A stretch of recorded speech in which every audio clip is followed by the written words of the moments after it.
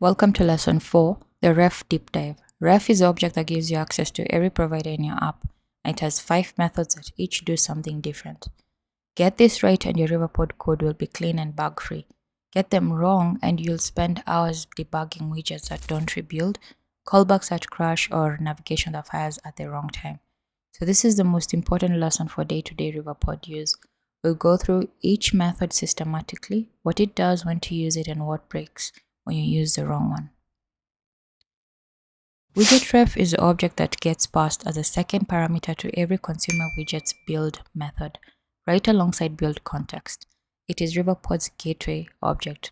Through it, you can read any provider in the entire app, subscribe to changes, react to state transitions, and force providers to reset. Everything Riverpod related in a widget flows through ref. It connects your widget to the provider scope at the root of your app, which is where all provider state lives. 5 methods, that's all there is to it, so let's go through each one. Here are all 5 ref methods at a glance. They split cleanly into groups: the react methods, or the reactive methods, ref.watch and ref.listen. They create an ongoing subscription, so when the provider changes, something automatically happens. The non-reactive methods, ref.read, ref.invalidate, and ref.refresh, they perform a one-shot action and leave no subscription behind. Understanding which group a method belongs to is 80% of knowing when to use it. So let's go through each one in detail, starting with the most important, ref.watch. Ref.watch is a method you'll use most often. It's a core of how Riverpod works. It reads the provider's current value and subscribes the widget to that provider. Whenever the provider's value changes, Riverpod schedules a rebuild of this widget, calling build method again with a new value. So think of it as a live subscription. As long as this widget is on screen, it's listening. So use ref.watch exclusively inside the build method, never inside a button's onPressed, never inside init state, never in a future.then callback. Riverpod enforces this. Calling watch outside build method will throw an error immediately. Now ref.read reads a provider's value exactly once without creating a subscription. That's a non-reactive method. The widget will not rebuild when the provider changes. This is the right choice when you want to perform an action, not display data.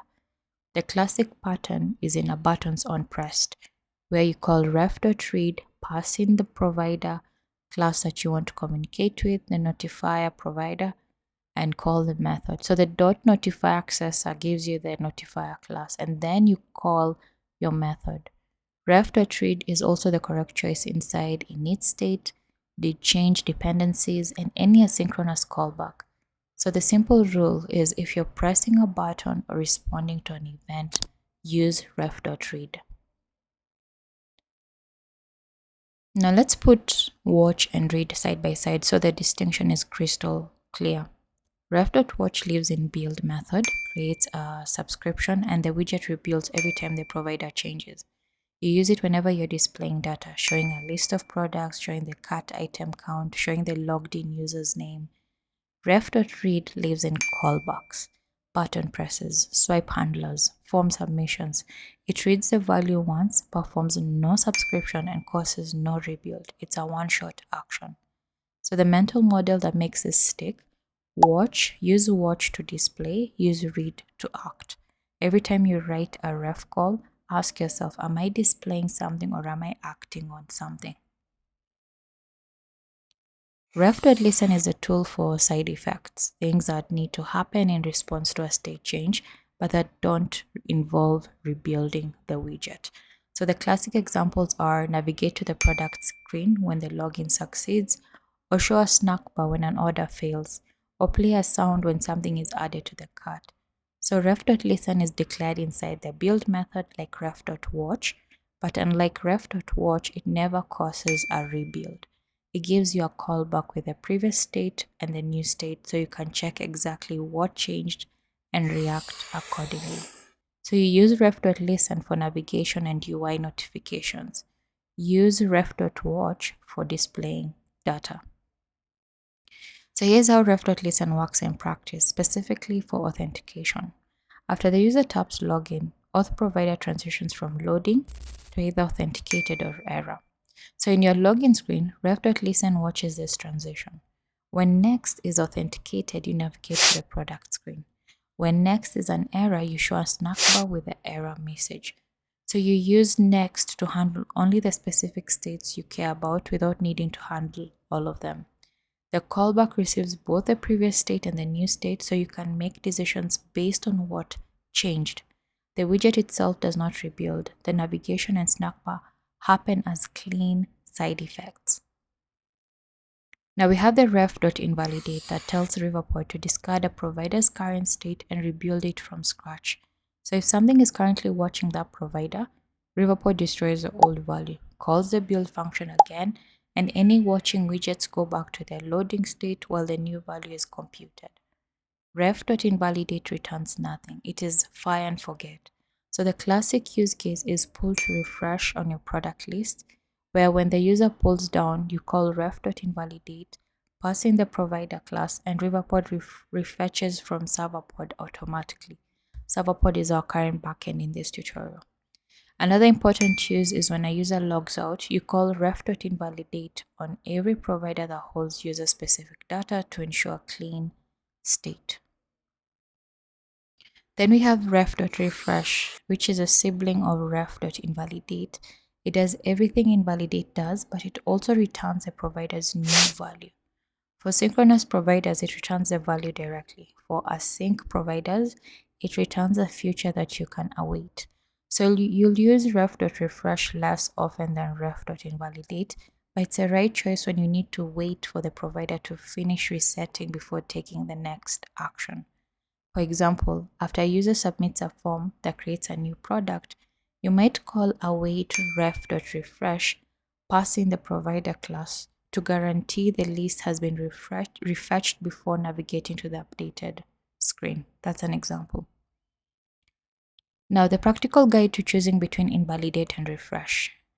Default to ref.invalidate because it's simpler, it works for most reset scenarios, and it's efficient because it lets Riverpod schedule the rebuild without blocking your code. You reach for refresh only when you specifically need to wait for the provider to finish and use the new value before doing something else. So in ShopWave, logout uses invalidate to clear multiple providers at once. The retry method on the product list uses invalidate. So if we ever needed to verify a refetch completed before navigating, that's when we would use refresh method. Now this table is the most important reference in this lesson, so keep it open while you write your early Riverpod code. Ref.watch and ref.listen both belong in the build method and inside notifier build methods. They are the only two that create subscriptions.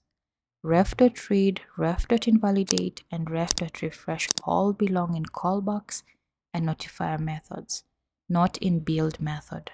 So notice that ref.read in build method is marked avoid, not forbidden. Technically it works, but it creates a stale closure bug where the widget never updates. And ref.watch in a callback is simply invalid. Riverpod throws immediately. So learn this table and have your potential bugs disappear before you write them. Great, so the most common Riverpod mistake is using ref.watch inside a callback. We've said that so many times. It looks innocent. You want to get the current cut value when a button is pressed. A Riverpod forbids watches outside the build phase and it throws a clear error. Something like tried to use ref.watch. So the fix is always the same. Replace ref.watch with ref.read in that callback. If you want to call a method on the notifier, chain .notifier onto the read.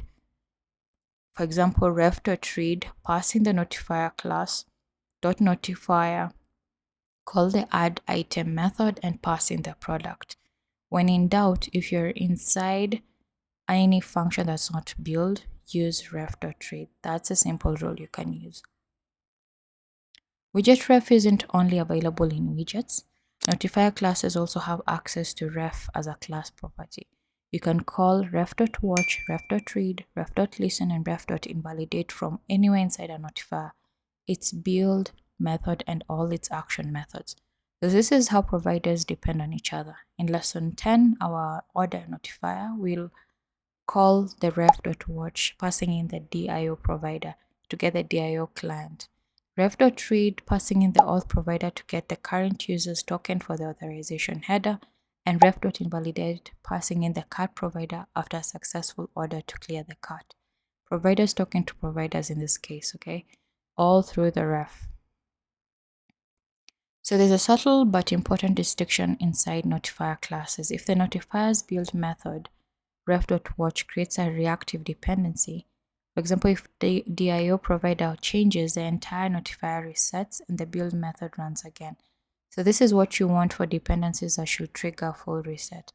But inside action methods like place order method or add item method, you want ref.read, a one-time snapshot at the moment the action runs. Calling ref.watch in a method doesn't make sense semantically. Methods are actions and not subscriptions. So the rule, ref.watch in notifier build method for reactive setup and ref.read in notifier methods for one-time access. So let's see how all the 4 methods will be represented in the ShopWave code as we go on with the lessons. Just a glimpse. First, when it comes to displaying cart items, we'll use ref.watch in the build method where widget rebuilds when cart changes. Second is the add to cart button where we'll use a ref.read in onPressed and which calls the notifier method and there's no rebuild. That is when we're navigating to the product screen after the login is successful. We'll use a ref.listen in build, which fires a callback on state changes and no rebuild is made. Then fourth is pull to refresh on the product screen. We'll use the ref.invalidate in the on-refresh callback. Riverpod refetches automatically and watching widgets go back to their loading state. So these 4 patterns cover the vast majority of ref usage in the ShopWave app and in any production Riverpod app. Here are all the golden rules consolidated.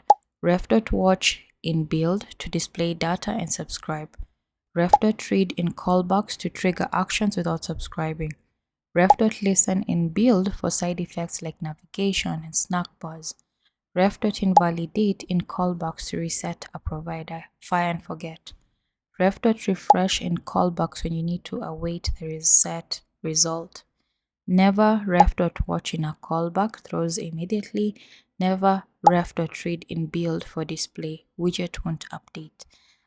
And inside notifier classes, use watch in build for reactive dependencies and use read in methods for one-time access. Print the list, keep it nearby, you'll internalize it within the first week of coding. Great, so lesson 4 is complete. You now know every ref method where each one is valid and the golden rules to follow. And I know I have repeated some concepts again and again just for clarity. In lesson 5, we write our first real feature, the authentication. We'll build auth notifier using the notifier provider, define a sealed state class. I'll tell you what that is with 4 states: initial, loading, authenticated, and error.